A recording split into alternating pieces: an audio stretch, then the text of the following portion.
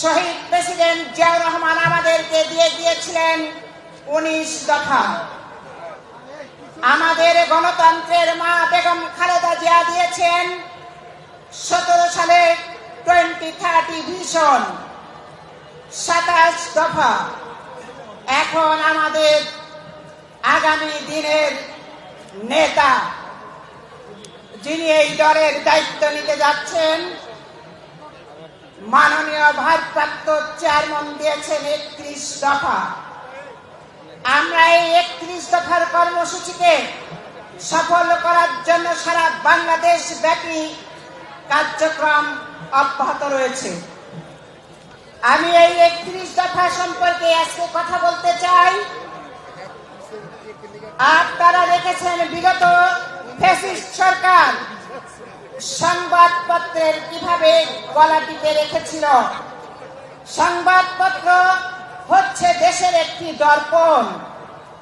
সেখানে সরকারের ভুল ত্রুটি, ব্যবসায়িক সমাজের ভুল ত্রুটি, বিভিন্ন কর্মকাণ্ড তুলে ধরাই সংবাদপত্রের ছিল একমাত্র কাজ।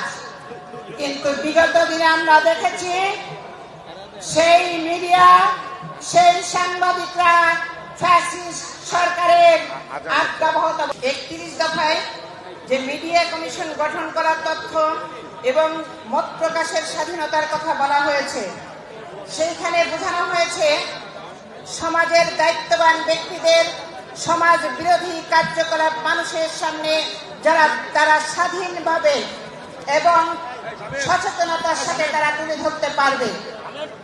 আমি আরেকটি পয়েন্টের উপরে বলতে চাই, সেটা হচ্ছে শহীদ প্রেসিডেন্ট জিয়াউর রহমান, কৃষি উৎপাদনের জনক শহীদ প্রেসিডেন্ট জিয়াউর রহমান।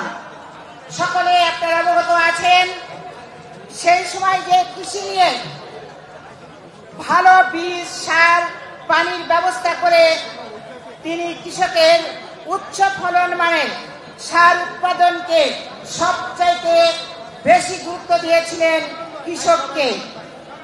একটা ডিপ টিউবের দাম তখন ছিল ৯,০০০ টাকা। এখন সেই ডিপ টিউব কিনতে লাগে ৯ লক্ষ টাকা। এটাই হচ্ছে পার্থক্য।